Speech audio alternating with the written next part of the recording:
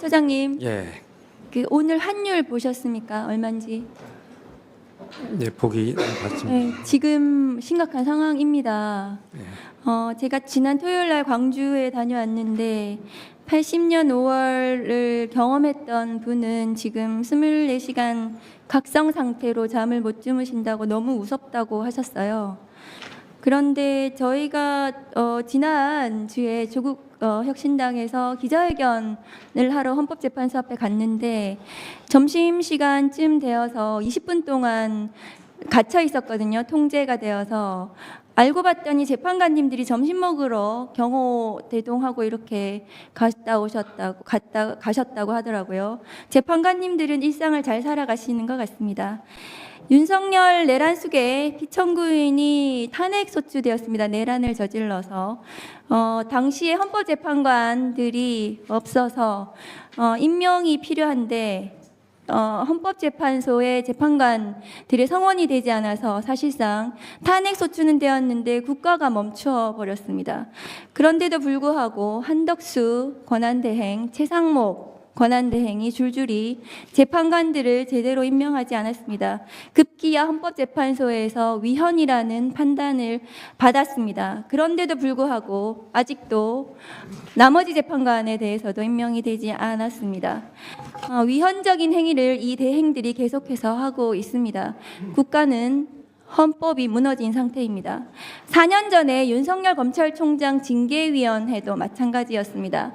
징계위원들에 대한 흔들기가 극도로 심했기 때문에 징계위원회가 제대로 소집되지 않았습니다. 일부 징계위원은 너무 많은 협박을 받아서 징계위원을 사퇴하기도 했고 연락이 두절되기도 했고 학교에 제대로 나가지도 못했습니다. 그래서 징계위원회는 제대로 만들어지지도 못했습니다. 그런데 윤석열 검찰총장은 징계위원회 하루 전에 1억씩, 2억씩 검사들에게 현금을 살포했습니다. 그런데 왜 이 윤석열 내란 수계 피청구인에 대한 탄핵 심판 선고는 이루어지지 않는 것일까요? 사무처장님, 선고 기일을 잡지 못하는 것입니까?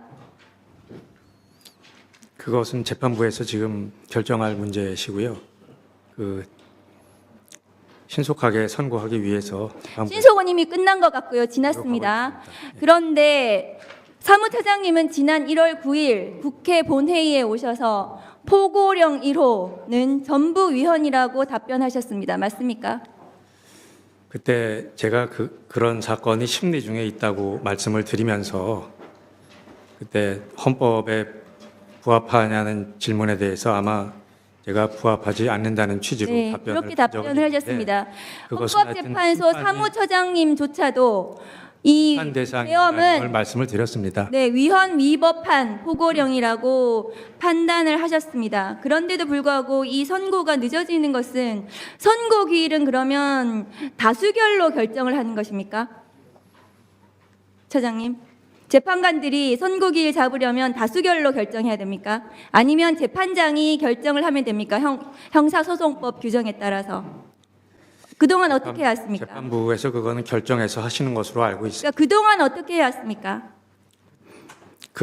전원이 선고기일에 합의해야 됩니까? 아니면 다수결로 해야 됩니까? 아니면 재판장이 직권으로 지정을 할 수 있습니까? 그 부분에 대해서 어떤 정해진 원칙을 제가 말씀드리기는 어렵고요. 그동안 어떻게 해왔냐는 것을 묻습니다. 재판부에서 결정을 해서 선고기일을 지정을 해서 선고한 그러니까 재판부에서 어떻게 결정을 했냐고요. 선고기일을. 구체적인 과정은 제가 알고 있지 못합니다. 전혀 모르십니까? 예. 그러면 사례에 따라 다르다고 말씀드려도 됩니까? 확인해도 됩니까? 그것도 제가 관여하지 않았기 때문에 알 수가 없습니다. 그럼 사무처장님은 국회에 나와서 국민들에게 답변을 할 의무가 있어요. 동사무소에서 행정사무를 하는 구급 공무원도 국민들에게 왜 이 행정사무가 어떻게 되는지 문자라도 발송합니다. 헌법재판소의 이 공보 기능이 심각하다고 저는 생각을 합니다. 그리고 특정 재판관이 선고기일을 늦추고 의도적으로 계속 미루고 있으면서 국민의힘과 윤석열 측과 내통하고 있다는 정황이 확인이 되는데요. 사무처장님 알고 계십니까? 그건 전혀 사실무근으로 알고 있습니다. 사실무근이라고요? 사실이면 어떻게 하시겠습니까? 저는 사실무근이라고 알고 있습니다.